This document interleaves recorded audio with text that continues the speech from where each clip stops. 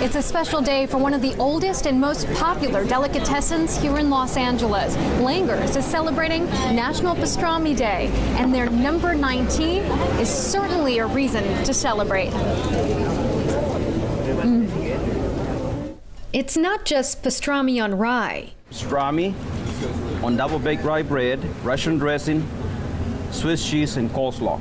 Langer's claims it's the world's best pastrami, so good they ship it across the country via FedEx.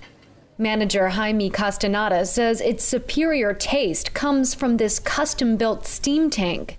You want to make sure that it's nice and tender to the fork, so you'll be able to cut it by hand, which that's what I'm going to do next. Langer's steams their pastrami for a minimum of 4 hours. It's rare for a restaurant to do so because the pastrami shrinks and reduces the restaurant's bottom line. It kind of melts in your mouth like if it was butter. This is the Langer family recipe. Al Langer opened the delicatessen in downtown Los Angeles in 1947 in what was then a Jewish neighborhood.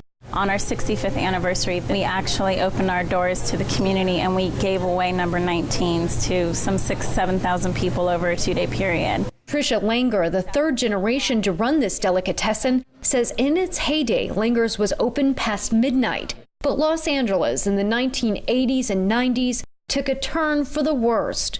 Jews moved out, drug dealers and criminals moved into the park across the street.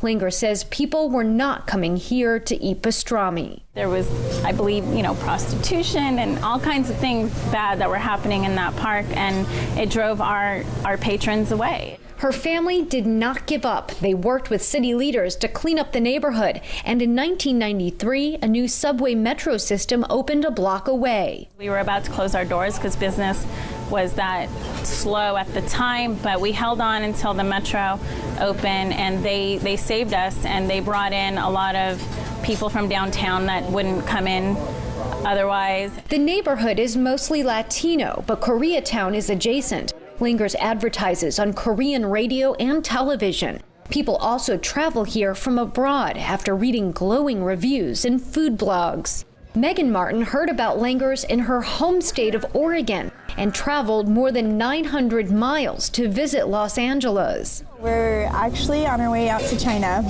so we decided to come and eat at the most famous restaurant that we could in LA. And this was the #1 recommended restaurant, Langer's Pastrami.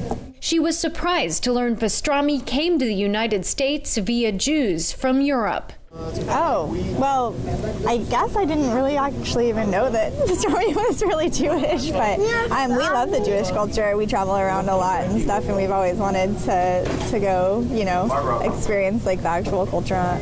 So this is like a slice of the Jewish culture right here, right? People are lining up to experience a little Jewish culture. This line is long, not just because it's National Pastrami Day, but because it's lunchtime.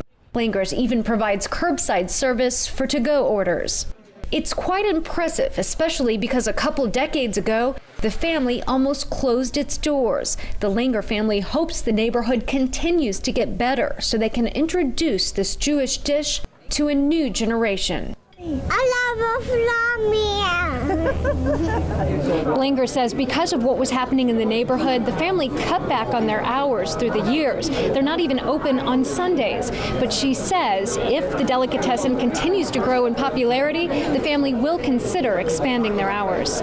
Lindsay Mastis for JN1 in Los Angeles.